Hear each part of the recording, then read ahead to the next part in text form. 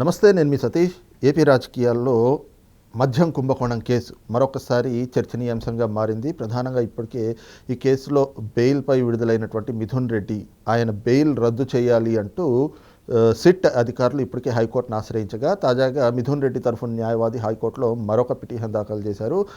Mithun Reddy parliament సభ్యుడిగా ఉన్నాడు. మరి పార్లమెంట్ సభ్యుల బృందం అమెరికా వెళ్ళబోతా ఉంది కాబట్టి పాస్పోర్ట్ ఆయనకి ఇవ్వడంతో పాటుగా విదేశాలకు వెళ్లేందుకు అనుమతి ఇవ్వాలి అంటూ కూడా పిటిషన్ దాఖలు చేయటం.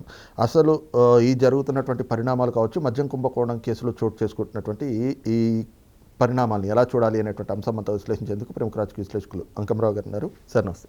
నమస్తే సార్, మద్యం కుంభకోణం కేసు, ఆ కేసు నిందితులు, పిటిషన్లు ఈ రోజున రిమాండ్ పొడిగించారు మిగతా నిందితులకి. మరి అదే సమయంలో సిట్ అధికారులు వేసినటువంటి పిటిషన్ మిథున్ రెడ్డి బెయిల్ రద్దు చేయాలి అని చెప్పి, మరి అటు ఎవరైతే గనక ఈ కేసులో అభియోగాలు ఎదుర్కొంటున్నటువంటి నిందితులుగా ఉన్నారో వాళ్ళ తరఫున కూడా పిటిషన్లు, ఏదైతే కనుక బెయిల్పై ఉన్న వాళ్ళు కోర్టుకు హాజరు కాకుండా మినహాయింపు ఇవ్వండి అని చెప్పి, మిథున్ రెడ్డి గారి తరఫున న్యాయవాది ఏమో విదేశాలకు వెళ్ళడానికి అనుమతి ఇవ్వండి, పాస్పోర్ట్ ఇవ్వండి అని చెప్పేసి అని పిటిషన్. అసలు ఈ మద్యం కుంభకోణం కేసులో చోటు చేసుకుంటున్నటువంటి పరిణామాలు ఎలా చూడాలి? మద్యం కుంభకోణం చాలా విచిత్రాలు జరుగుతూ ఉన్నాయి. చక్కని తెలుగు సుదీర్ఘకాలం కొనసాగుతున్నటువంటి సీరియల్ని తలపిస్తూ వెళ్తూ ఉంది. కాకపోతే ఇక్కడ ప్రభుత్వాన్ని కానీ సిట్ అధికారులను కానీ చాలా అభినందించాలి. ఆ విషయంలో చాలా విషయాలు వెలుగు చూపే విధంగా వాళ్ళు విచారణ చేశారు. దాదాపు నాకు తెలిసినంత వరకు విచారణ అయితే పూర్తయిపోయింది. న్యాయస్థానం ముందు ఆధారాలు కూడా వీళ్ళు సమర్పిస్తూనే ఉన్నారు. కొన్ని పరిస్థితులు కొన్ని చోట్ల నిన్న అతనికి మిథున్ రెడ్డికి వెలుసుబాటు ఇవ్వటం అనేది, అంటే ఇప్పుడు బెయిల్ ఇవ్వటం అనేది కండిషన్ బెయిల్. అది మామూలుగా నీకేమీ దీంట్లో సంబంధం లేదు, నువ్వు నిజాయితీ పరుడివి, నీ మీద లేనిపోయిన అభియోగం మోపారు కాబట్టి నీకు దీంట్లో సంబంధం లేదని చెప్పని తీర్పు అయితే తీయలేదు కదా. కండిషన్ బెయిల్ సహజంగానే అది వారానికి 2 సార్లు సంతకం పెట్టాలా వచ్చి. కండిషన్ బెయిల్ కంటే ఇప్పుడు కండిషన్ బెయిల్ కంటే జైల్లో బెటర్ నా ఉద్దేశం అయితే అతనికి. కానీ వాళ్ళకున్నటువంటి దాన్ని దృష్టిలో పెట్టుకొని అతనికి బెయిల్ ఇచ్చారు. బెయిల్ ఇచ్చేటప్పుడు ఆ న్యాయస్థానం ఇచ్చిన దానికి మమ్మల్ని సరిగ్గా పరిగణలో తీసుకోలేదు, మేము పొందుపరిచిన వాటిని తిరిగి పునఃపరిశీలించండి అని చెప్పని వీళ్ళు హైకోర్టుకి ఆశ్రయించారు ఈరోజు సిట్టు వాళ్ళు ఏదైతే ఉన్నారో. దీనికి సంబంధించి ఇప్పుడు అతను వాళ్ళ తరపున న్యాయవాది విదేశాలకు వెళ్ళటానికి నా క్లయింట్కి అనుమతి ఇవ్వండి అని చెప్పని చెబుతున్నారు. నాకు ఇక్కడ చిన్న ధర్మ సందేహం వస్తూ ఉంది. ఇతని మీద రెండో ముద్దాయిగా అతని పేరే కదా ఉంది దీంట్లో సంబంధించినంతవరకు. రెండోది ఎప్పటి నుంచో దాని గురించి జరుగుతూ ఉంది. ఇప్పుడు పార్లమెంటు సభ్యుల్ని విదేశాలకు పంపించే వాళ్ళని, ఇలాంటి వాళ్ళకి విదేశాలకి వెళ్ళి రండి అని చెప్పని ఆ కమిటీ వాళ్ళు అసలు ఇతని పేరు ఎలా పెడతారు? ఇది ఏ సందేశం ఇస్తుంది దీనికి? అంటే ఇలాంటి వ్యక్తులు అభియోగం ఉండే వాళ్ళని మీరు విదేశాలకు పంపిస్తారా? అసలు కమిటీలో చేరుస్తారా? అసలు కమిటీలో చేరుస్తారు. అదే నేను అంటుంది, విదేశాలకు పంపిస్తారా? ఆ కమిటీలో ఇలాంటి వాళ్ళు పేర్లు చేరుస్తారా మీరు? దీన్ని ఏ విధంగా సందేశం ఇస్తున్నారు మీరు? అంటే ఇది తూతు మంత్రం కాబోతుందా అని చెప్పి ప్రజల్లో ఒక అభిప్రాయం కూడా ఉంది. నాకు తెలిసి అయితే ఈ కూటమి ప్రభుత్వం కావచ్చు, సిట్టువారు కావచ్చు చక్కగా చేస్తున్నారు, అందుట్లో ఎలాంటి సందేహం కూడా ఏం లేదు. ఆధారాలు స్పష్టంగా మిథున్ రెడ్డికి సంబంధించిన ఆధారాలు ఉన్నాయి. వీళ్ళందరూ ప్రమేయం ఉంది కాబట్టే అన్ని రోజులు కారాగారంలో ఉండారు. ఇది కూడా గమనించుకోవాలి. లేకపోతే న్యాయస్థానం వాళ్ళకి ఆ విధంగా అవకాశం ఇదు. మరి అక్కడ ఆ న్యాయస్థానం ఎందుకు ఇచ్చిందనే దాని మీద తిరిగి వీళ్ళు ఆలోచించుకోవాల్సిన పరిస్థితి అయితే ఏర్పడతా ఉంది. ఇప్పుడు అతను విదేశాలకి అతను వెళ్ళాలి, అతను తీసుకుని వెళ్ళాల్సిన ఆలోచన రావడమే మొట్టమొదటి తప్పనైతే నేను నిస్సందేహంగా చెప్పగలను. అందులో ఎలాంటి అది నైతికంగా నేను చెప్పేది, అలాంటి వ్యక్తులకు అవకాశం ఇవ్వడం అనేది చాలా తప్పు. దానికి ఈరోజు న్యాయస్థానం కూడా పరిగణలోకి తీసుకోవాలి. అసలు ఈ ప్రమేయం ఇదిగో ఇన్ని ఉన్నాయి, ఇతని మీద ఇన్ని అభియోగాలు ఉన్నాయి, ఇతనికి సంబంధించినంత వరకు ఇన్ని ఆధారాలు కనపడతా ఉన్నాయి కాబట్టి అతనికి ఈ ఏదైతే ఇచ్చారో కండిషన్ బెయిల్ని అది రద్దు చేసే కార్యక్రమం న్యాయస్థానం చేపడుతుందని అయితే నేనైతే భావిస్తున్నా.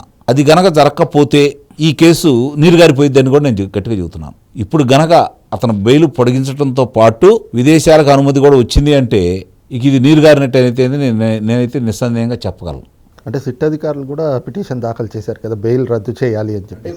అదే నేను చెప్పేది, సిట్ అధికారాల ఆధారం చూపించిన తర్వాత కూడా అతను కండిషన్ బెయిల్ ఇచ్చింది కదా న్యాయస్థానం. ఇచ్చిందా లేదా? మరి అన్ని రోజులు ఎందుకు పెట్టింది అదే న్యాయస్థానం? అంటే అప్పుడు ఆధారాలు ఉండటే కదా. మరి ఆ ఒక్కసారిలో ఎందుకు కనిపించలేదు ఆధారాలు? ఒకవేళ ఆధారాలు ఇవ్వు, మీరు పెట్టిన తప్పు, ఆధారాలు ఇవ్వు, మేము కొట్టేస్తున్నాం ఇతని మీద ఉన్న కేసుల్ని, ఇతను నిర్దోషి అని ప్రకటిస్తే గొడవలు లేవు కదా. మరి అలాంటి వ్యక్తికి ఈరోజు విదేశీ ప్రయాణం కోసం వాళ్ళు అభ్యర్థించడం ఏంటి? అలాగే పార్లమెంటు ఎవరైతే ఈ విధంగా బయటకు పంపించాలని చెప్పి కమిటీ నిర్ణయించుకున్నారో ఇతని పేరు పెట్టడం ఏంటి? అదే నేను ఇప్పుడు అడుగుతోంది. మరి అన్ని అభియోగాలుండి అతనే కింగ్ పిన్ చెప్పని తెలిసిన తర్వాత కూడా అతను దాంట్లో పొందుపరచడం అంటే ప్రజాస్వామ్యానికి ఇది అపహాస్యం చేస్తున్నారని అయితే నేను భావిస్తున్నాను. అంటే చేతిలో డబ్బులుండి పదవి ఉంటే వాళ్ళకి వెలుసుబాటు ఉంటాయా అని చెప్పని ఇంతకుముందు ప్రశ్నించుకుంటూ ఉండేవాళ్ళం. ఉంటాయి అని చెప్పని ఇప్పుడు భావించాల్సిన పరిస్థితి అయితే ఏర్పడతా ఉంది. అంటే ఒకవైపున మిథున్ రెడ్డి గారేమో విదేశాలకు వెళ్ళడానికి అని చెప్పి ఈయన అనుమతి కోరుతూ పిటిషను. గత నెలలో చూస్తే జగన్మోహన్ రెడ్డి మరి ఆయనకు అనుమతి కూడా వచ్చింది కానీ యూరోప్ టూర్ వెళ్ళడానికి. అవును, ఈ పర్యటనలు ఎలా చూడాలి? ఇది అంటే అదే నేను అంటుంది. అంటే న్యాయస్థానాలు ఇచ్చే తీర్పులకి, న్యాయమూర్తి ఇచ్చే తీర్పులకి మనం ఒక్కరి భాషలు చెప్పాల్సిన అవసరం అయితే లేదు. కానీ కళ్ళ ముందు కనపడుతున్నటువంటి ఆధారాలు ఇన్ని కనపడుతున్నా కూడా ఇలాంటి వాళ్ళకి అలాంటి అవకాశాలు రావటం మాత్రం ప్రజలైతే హర్షించట్లేదు.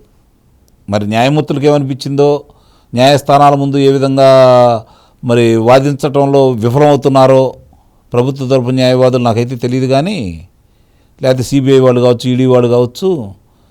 కానీ జరుగుతున్నది మాత్రం మనం కనుక చూసుకుంటూ ఉంటే నిస్సందేహంగా భారతదేశంలో ఇలాంటి నేరాలు చేసే రాజకీయ నాయకులకి వాళ్ళు చివరాంకం వరకు కూడా వాళ్ళకి ఎలాంటి శిక్షలు పడవనేది మాత్రం స్పష్టంగా అర్థమైపోతూ ఉంది. ప్రజలు శిక్షించాల్సిందే తప్ప న్యాయస్థానాలు వాళ్ళకి శిక్షలు ఇవ్వనేది మాత్రం స్పష్టంగా అర్థమైపోతూ ఉంది. అంటే ఎలాంటి దానికి సందేశం ఇస్తున్నట్టు, ఏ సంకేతంగా భావించాలి? అదే, మీరు ఎలాంటి నేరాలైనా చేసేసుకోండి, మీకు చేతిలో డబ్బులుండి పదవి ఉంటే చాలు, మీకు ఎలాంటి శిక్షలు పడవని నేను చెప్పని. అందుకే నేను అంటుంది, ఇది న్యాయవాదులు నిజంగానే వాదించడంలో విఫలమవుతున్నారా, ఆధారాలు చూపించిన దాంట్లో విఫలమవుతున్నారా అనే దాని మీద మేము చూసుకుంటే ఆధారాలు ఆల్రెడీ ఉన్నాయి కదా. అక్కడ అతని మీద 43,000 కోట్ల రూపాయలు ఆస్తులను సీజ్ చేసింది కదా, అతని మీద అభియోగాలు ఉన్నాయి కదా. మరి అలాంటి అభియోగాలు ఉన్న వ్యక్తులకి మీరు విదేశీ ప్రయాణానికి ఎలా అనుమతులు ఇస్తున్నారు? అది నేను అనేది. అది ఒకసారి ఒకసారి ఆలోచించుకోవాలి వాళ్ళు. అందుకే నేను అంటున్నాను, వాళ్ళ పరిధి గురించి మనం మాట్లాడలేం, వాళ్ళ తీర్పుల గురించి మాట్లాడవచ్చు, వాళ్ళ పరిధి గురించి మనం మాట్లాడలేం. కానీ ఆ తీర్పులు భారతదేశపు రాజ్యాంగానికి సంబంధించిన దాంట్లో లోబడి వాళ్ళు ఇస్తున్నామని వాళ్ళు చెప్తారు, కాదని నేను అంటలా. కానీ అది హేతుబద్ధమా కాదా? ఇప్పుడు న్యాయస్థానానికి అంతరాత్మతో పని లేదు, సాక్ష్యాధారాలు మాత్రమే కావాలి. సాక్ష్యాధారాలు ఇవ్వా, కొట్టేయండి. మరి ఎందుకు నడుస్తూ ఉంది? ఇంకా సాక్ష్యాధారాలు ఉండబట్టే కదా అవన్నీ అటాచ్ చేసింది. మరి అటాచ్ చేసిన తర్వాత అతను అందుట్లో ఎంతో కొంత ప్రమేయం ఉందని మీరు నమ్మితేనే కదా. మరి అలాంటి వ్యక్తులు విదేశాలకి ప్రయాణాలకి అప్పుడంటే ముఖ్యమంత్రి స్థాయి అని చెప్పని అన్నారు, అప్పుడు కూడా పంపించకూడదు. మరి ఇప్పుడు ఎలా, దీన్ని ఏ విధంగా తీసుకోవాలి? కాబట్టి ఇక్కడ న్యాయస్థానంలో కూడా రకరకాలమైనటువంటి న్యాయమూర్తులకు సంబంధించి తీర్పులు ఉంటాయని చెప్పని అయితే మనకు అర్థమైపోతూ ఉంది.